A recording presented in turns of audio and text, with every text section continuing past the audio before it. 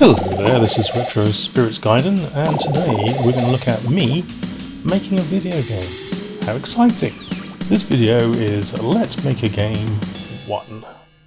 Right then, if you've watched my channel for any time, you'll notice that I do like a shooting game. So I'm going to make a shooting game, and I do like retro games. It's in the title of the channel. So let's make a retro shooting game. So this is a list of things. Why? Because it's my favourite genre. Style choices. So I like all types of shooters, horizontal and vertical. Horizontal was my first love in the arcade, really. Those are the games that blew me away. But I do like cartoon, hard sci-fi kind of. R-type, your Thundercross, your cartoons, you like Proteus and Twinbees. Your fantasy, sort of Winds of Thunder. And your horror, kind of Guy and August. I like all of those genres in shoot-em-ups, and I do want to do this as a hand-drawn pixel art game, not a pre-rendered 3D graphics type of Donkey Kong Country scenario, and I want it to be a 16-bit console game, so it could have been PC Engine, could have been SNES, but I've picked Mega Drive for one reason only. And that reason is the RSG, which is the Sega Genesis development kit, which is a free thing that you can get on the internet. Some wonderful human has put together a development kit for the Sega Mega Drive, and that's going to allow me, or someone that I pay, to program the game that I create on an actual Mega Drive. But what I'm going to say is, I think for the first release of my game, if I get to that point, it's going to be on PC, and then I'll backport it to the Mega Drive, but I will make all the graphics compatible with the Mega Drive by utilising its capabilities, let's put it that way. So the Mega Drive does have some brutal limitations. It's got a screen resolution of 320 by 244. I think it's got different graphics modes, it can do different resolutions, but I'm going to go for 320 by 244 because it scales quite nicely. You can have 61 colours on screen. I know you can get more with shadow and highlight modes, but I'm not going to bother with that stuff. I'm just going to go for the 61 colours out of a 512 colour palette. Now I'm not going to use an actual Mega Drive palette because I can't find one anywhere, but what I have done is get some screen grabs of some sprite sheets from Mega Drive games. And I've used Thunder Force 4 as one of the palettes in my game. So I know those are legal Mega Drive colours. But I think what I could do is just draw what I want in what colours I want. And then do some sort of colour lookup table thing and force it into the Mega Drive colour palette later. And if I've got a weird colour in there, I can change it out later on. So the palettes are arranged in 4 16 colour palettes. You can't use 16 colours in each palette. One of them has to be transparent if you want to be able to see through to the background. So the sprites have to have a transparent colour, and some of the background layers do too. So there's only one times 16 colour palette, and one of those colours has to be a background colour. So that's interesting, isn't it? But these are the technical limitations I found out. Palettes can be swapped during gameplay. If you've played Space Harrier 2, you'll notice that as new enemies come on the screen, sometimes they don't load the palettes in time, and the enemies are kind of coloured weirdly till the palettes load in. Other caveats and tricks, I'm sure, including scanline and raster effects. But I'm not going for those either. I'm just going straight forward with me old art powers, because I'm not a programmer. Like I said, I'm going to have to pay a programmer to do this on an actual Mega Drive. I can use I think it's Pixel Game Maker. I can use that to make a PC game, shoot 'em up. I'm not worried about the sprite limit yet. This Mega Drive does have up to 80 sprites on the screen, and it can have 20 per scan line. I'm not going to worry about that quite so much. And I'm not worried about memory limitations. So this is where the tile set of the backgrounds has to fit into memory, but you can again load on the fly on the actual Mega Drive. so I'm not going to worry about those at the moment. So I picked hard sci-fi as my shoot 'em up genre of choice. I'm thinking Thundercross, I'm thinking Konami, I'm thinking Axley, I'm thinking the shooters that I liked from around 88, sort of 92-ish as my ballpark. And I'm going to use Photoshop. Here you can see my Photoshop file with all of its layers in there. It's a bit of a mess, so I'm not going to show you my actual file. What I'm going to do is I'm going to show you a parallax test I did with this file. I've split everything up into layers, and we'll describe that a little bit later, but let's watch the video first. So here you can see I've kind of taken a bit of Thundercross and a bit of Axley, and I've kind of mangled it together into a horizontally scrolling parallax test, just so it gives you an idea of how I'm using palettes and the type of effects I'm going for in terms of depth. So I'm thinking there's a bit of Thunder Forcey, Thundercross in terms of rocks, and the boss there, that's a boss with a flappy tail, and a bit of Axley on the main player sprite there, crossed with Battlestar Galactica. Oh, it's all in there. In the far background, we've got 16 possible colours in our palette, and one of them has to be the safe background colour, which is, in this case, is the blue. It's the blue field that you see there. This layer is a static image, and it's unfinished. You can see there's some it's unfinished in the top right hand corner. I need to draw the highlights around the craters there, but yeah, this is done with the pencil in Photoshop. So there's a pencil tool in Photoshop which lets you paint per pixel. I've painted this at 320 by 244, and it currently uses, I think this whole image here uses eight colours or less. So I'm just being careful with how many different shades I use, how many different highlights, and yeah, hand drawing it so it looks like, I suppose it looks sort of photo-ish in a way, but it's not digitized. I'm not copying this from anything. This is directly out of my brain. And what I'm going to do here is I'm going to show the other elements that use the same color palette. So you can see the color palette there in the black box. I'm using tiles for the clouds, so I've drawn a section of cloud for the top and bottom of the screen, which will repeat over and over again. I've got some free floating clouds to give some depth to the scene.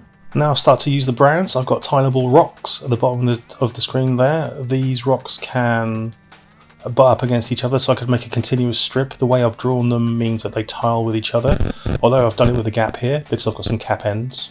But the rocks there are, I would say, directly kind of influenced by Thundercross. We got some distant rocks there. I'm using, as you can see, I'm using different palettes for different rocks, or different shades, and I'll tell you why in a minute. Here's the big feature rock that drifts by in the background in the video. Again, this is using a different palette to the foreground rocks. Not different palette, sorry, different colours from the palette from the foreground rocks. We've got a feature cloud that drifts by, and that's that palette. So that's that palette expressed in rocks, clouds, and moonscape. So you'll notice that I'm using kind of light colours, and as the rocks travel further back, they use less contrast. This is because I'm trying to give depth to my parallax layers in terms of photographic kind of techniques. So if you imagine in the distance, when you look into the far distance, things are desaturated and they're kind of, well, they're blurry because your eyesight is the way it is. I'm trying to sort of replicate that feeling of depth in the game graphics.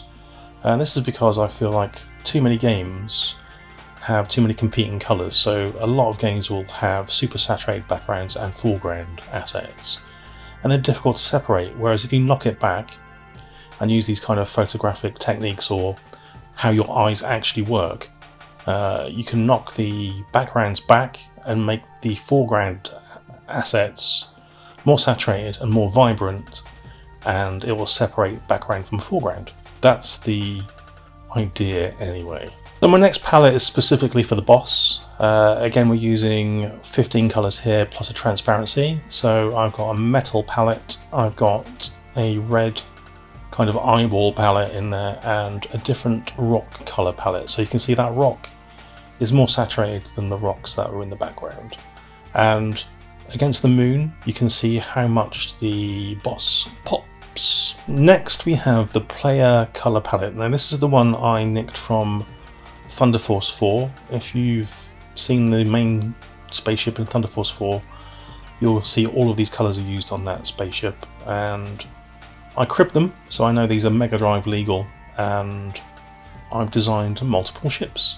So here we've got something that looks a bit like Axley. There's like a bee thing. I don't quite know what I was going for there. Maybe R-Type.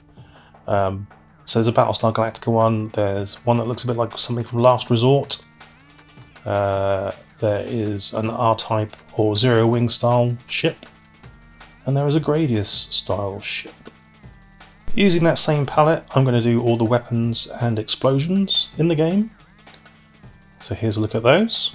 And also the score, anything that's going to be on the screen all the time. So the score, extra lives, energy bars, they're all going to use the player ship palette because it's going to be the constant thing in the game. Some of the enemies will also use the palette. Here I've got a kind of a electricity pylon kind of tower thing that's going to shoot you if you fly over the top of it. See, it's got a beautiful camouflage pan to camouflage it against the cloud layer. Wonderful stuff. So here's the video again, just showing you the palettes used in the screen. So I have one other palette I can possibly use. So at the moment I'm using 48 colours out of a possible 61. So I've got another palette I can use for other enemies and such, should I wish to use it. Hopefully you can see that the colour saturation I was talking about earlier separates the layers.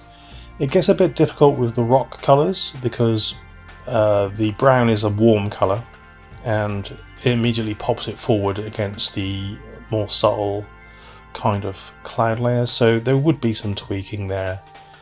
If this was a final game, I might introduce some of the blue in the background into the rocks to further push them back, specifically the mid-distance and faraway rocks.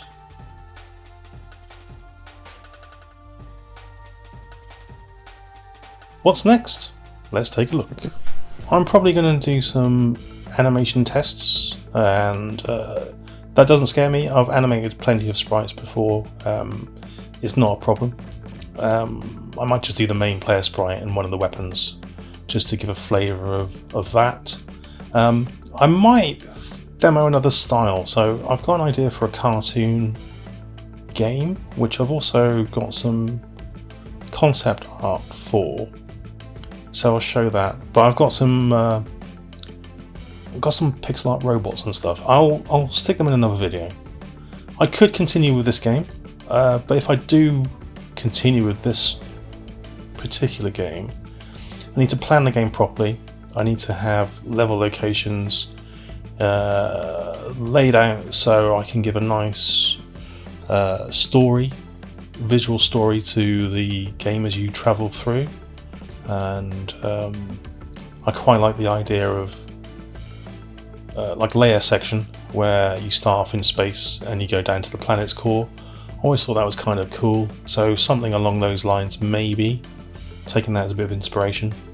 I need to design the game, so I need to design what the weapons are, what the enemies do, and kind of the feel of the game. There's a bit of documentation there, so when I hand that over to the programmer who's going to do the Mega Drive version of the game, they know what they're doing.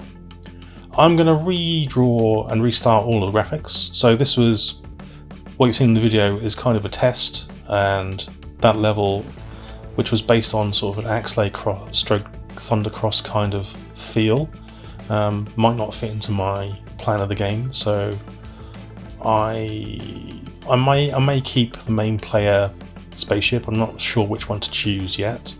You can let me know in the comments your favourite one if you take a look at them, or maybe I'll design something completely new, and then I'll start the graphics in earnest.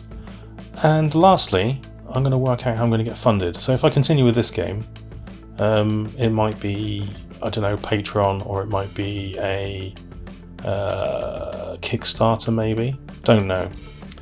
But I think my preference is to have a quick crack at the cartoon style one, just because I've got an idea that I want to kind of try. I may not go into as much detail as I have here with the parallax scrolling and stuff. I don't feel like I need to do that, but I might do kind of a screen mock-up, and I'll share that with you at some point in the future. And that's that. Thanks for looking. If you've got any comments, please leave them below. If you've got a preference for the type of shooter you'd like to see on the Mega Drive, also let me know. The other game that I was thinking of making, just so you know, is on my intro. It's a Space Harrier type game. Now I'd really love to make that on the Dreamcast. If there's anybody out there that can program a Dreamcast game and wants to make a Space Harrier type game and wants to publish it, I'm up for that. I'm up for that big style. And I'm not a programmer. I am an artist. I am not a programmer. I'm an artist stroke game designer, and I can write music. And yeah. Actually, one of the things I probably need to do for the Mega Drive is write some tunes. I wouldn't be able to transfer those to a Mega Drive sound chip, so I probably need a sound designer for that as well at some point. But let's get a game working first, huh? Alright, anyway, look out for video 2 in this series. It'll be a little, maybe a couple of weeks before video 2 pops up, but or maybe longer. I'll put something together with some other sprites and stuff in it, just so you can see some other shizzle that I've done. Like the robots thing. The robots are ready to go. I can put those in the video now. But yeah, some other bits and bobs I'd like to show you. Alright then, that's me for this video. Ta-ra.